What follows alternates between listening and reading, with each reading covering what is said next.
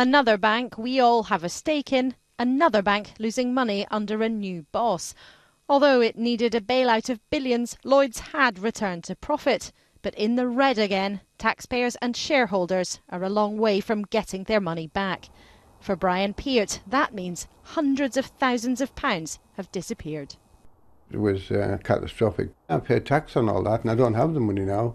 I don't get the tax back unless I can make all of that money again and not pay tax on it. I'll never get that money back. So I feel as though I've been embezzled by our own country.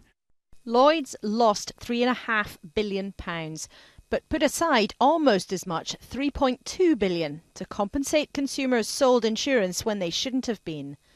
The bank now says they know they have significant work to do to rebuild trust, but hitting their targets will be delayed because of a weaker economic outlook. It's not just last year's results that make unhappy reading. Lloyds predicts an outlook that is vulnerable and uncertain, with rising unemployment, flat house prices and a flat economy. And for as long as that remains the case, it's hard for any bank to return to health. It's 4 years since the city needed the rest of us to prop it up. Since then, banks have been trying to rebuild their business, their balance sheets and reputations. But putting the huge financial sector back together is far from an easy job.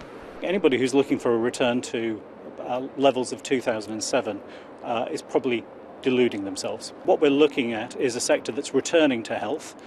We are a mirror of the economy, so when the economy does well, financial services does well. When financial services does well, the economy does well. Yet reflecting the current reality means it's hard for any of the banks really to thrive, and separately making them stronger and safer comes with a costly price tag too.